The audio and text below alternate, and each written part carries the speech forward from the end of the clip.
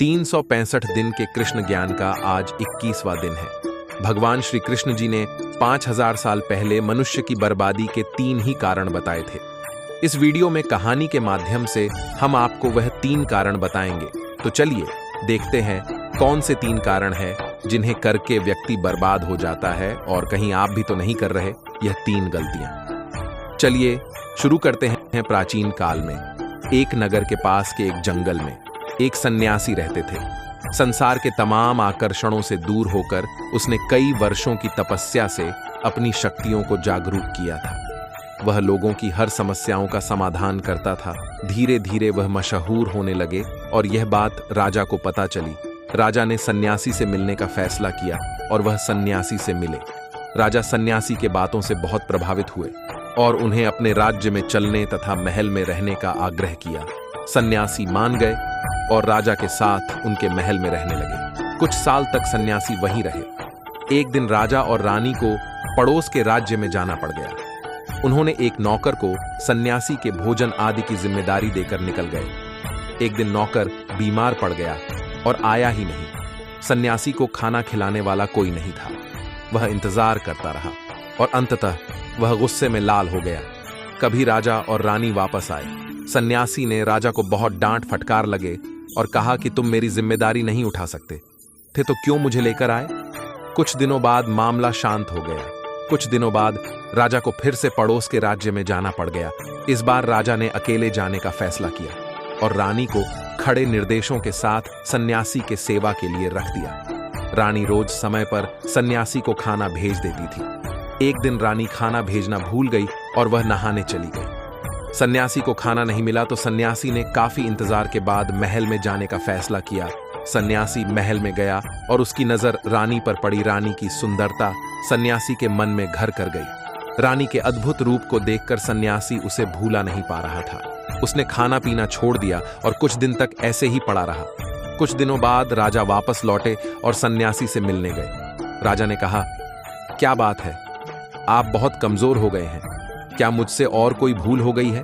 तो सन्यासी ने कहा कि नहीं, मैं आपकी रानी की अद्भुत सुंदरता की मोह में पड़ गया हूं और मैं उसे भूला नहीं पा रहा हूं और अब मैं रानी के बिना जिंदा नहीं रह सकता।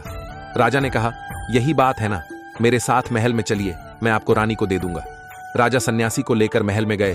राजा ने रानी से कहा कि सन्यासी आपकी सुंदरता के दीवाने हो चुके हैं और बहुत कमजोर पड़ चुके हैं और मैं किसी ज्ञानी व्यक्ति की हत्या का पाप अपने सर नहीं लेना चाहता। क्या आप सन्यासी की मदद करना चाहेंगी? रानी ने कहा, मैं समझ गई क्या करना है, और राजा ने रानी को सन्यासी को सौंप दिया। सन्यासी रानी को लेकर अपनी कुटिया में जाने लगे। रानी ने कहा कि हमें रहने के लिए एक घर चाहिए। सन्यासी ने राजा से कहा कि हमें रहने के लिए एक घर चाहिए। राजा ने उनके लिए तुरंत एक घर उपलब्ध करवाया। सन्यासी रानी को लेकर घर गया। रानी ने कहा, यह घर तो बहुत गंदा है, इसे साफ करवाइए। सन्यासी राजा से कहकर घर को साफ करवाया। राजा के हुक्म से घर को साफ करवा दिया गया। फिर नहा धोकर रानी बिस्तर पर बैठ गई और सन्यासी भी रानी के पास आ गया। रानी ने कहा, क्या आप जानते नहीं कि आप कौन थे और आज आप क्या बन गए हैं? आप एक महान सन्यासी थे जिनके आगे राजा भी झुककर प्रणाम करते थे और आज वासना के कारण आप मेरे गुलाम हो गए हैं। यह सुनकर सन्यासी को महसूस हुआ कि वह तो एक सन्यासी था जो सारी सुख सुविधाओं को छोड़कर शांति की तलाश में जंगलों में चला गया था। फिर सन्यासी ने राजा को बुलाया और रानी को उनको सौंप दिया और कहा, हे राजन, आज मैं आपको मनुष्य के बर्बादी के जो 3 कारण बताऊंगा, जिनको यदि व्यक्ति ना करे तो वह सबसे सुखी रहेगा और व्यक्ति बर्बाद नहीं होगा। पहली आदत है इच्छा, क्योंकि इच्छा ही दुनिया की हर एक व्यक्ति के अंदर सबसे पहला अवगुण होता है और जो व्यक्ति अपनी इच्छाओं को नियंत्रण में नहीं रख पाता है वह जीवन के किसी भी क्षेत्र में सफल नहीं हो पाता है, क्योंकि जैसे ही उसकी एक इच्छा पूरी होती है वह दूसरी की ओर बढ़ने लगता है और दूसरी पूरी होती है तो तीसरी इच्छा उसके मन में जागृत हो जाती है और फिर ऐसे करते करते इच्छाओं पर नियंत्रण न होने के कारण इसी जाल में उलझा रहता है और दुखी सकता है। इसीलिए राजन, जब हम इच्छाओं पर नियंत्रण कर लेते हैं तो हम हमारे मन पर भी नियंत्रण कर लेते हैं और जब हमारा मन हमारे बस में होता है तो हमें सुखी ही सुख प्राप्त होता है। फिर जो हम चाहते हैं वही हमारे साथ होता है। दूसरी आदत है वासना का जन्म। हमारे मन में उठने वाली इच्छाओं से होता है। जिस प्रकार इच्छा का कोई अंत नहीं होता और मनुष्य वासना के जाल में फंसता ही चला जाता है, वासना के वशीभूत होकर मनुष्य को कुछ भी नजर नहीं आता है। आज तक जितनी भी लड़ाइयां हुई हैं, उनका सबसे बड़ा कारण स्त्री को पाने की इच्छा ही रही है। स्त्री के प्रेम में वशीभूत होकर राजा महाराजाओं ने आज से पहले बहुत सारे युद्ध किए हैं। रावण इस संसार का सबसे बुद्धिमान व्यक्ति था, लेकिन उसने भी माता सीता के सुंदरता में अपना सब कुछ बर्बाद कर लिया। उसकी मृत्यु का कारण एक स्त्री ही बनी थी। कहीं राजा महाराजा तो युद्ध में इसलिए हार गए क्योंकि वह लोग स्त्रियों से रासलीला रचने में ही रह गए। ईश्वर ने तो स्त्री की उत्पत्ति संसार को बढ़ाने के लिए की है, लेकिन आजकल लोगों ने इसे अपनी वासना का शिकार बना लिया है, अपने मनोरंजन का साधन समझने लगे हैं।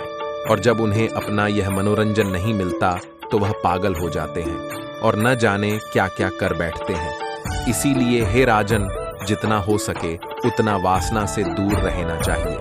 तीसरी आदत है क्रोध, क्योंकि जब मनुष्य की वासना की पूर्ति नहीं होती है तो उसके अंदर क्रोध उत्पन्न हो जाता है, और जब व्यक्ति को क्रोध आता है तो उस पर उसका नियंत्रण नहीं होता है और फिर वह क्रोध में आकर कई गलत निर्णय ले लेता है। वह दूसरों को भला बुरा कह देता है, गालियां देता है, और जब उनका क्रोध शांत होता है तो उन्हें अपनी गलती का एहसास हो जाता है, लेकिन तब तक तो सब कुछ बर्बाद हो चुका होता है। क्रोध के कारण मनुष्य के कई बने बनाए काम भी बिगड़ जाते हैं, लेकिन जब मनुष्य के भीतर क्रोध उत्पन्न होता है तो वह अंदर से बहुत कमजोर हो जाता है, और एक कमजोर मनुष्य कुछ भी नहीं कर सकता है, उसे कभी भी सफलता हासिल नहीं हो सकती। क्रोध हमारे भीतर तनाव को उत्पन्न करता है, और अगर एक बार हम तनाव में चले गए तो हमारा पूरा जीवन बर्बाद हो जाता है।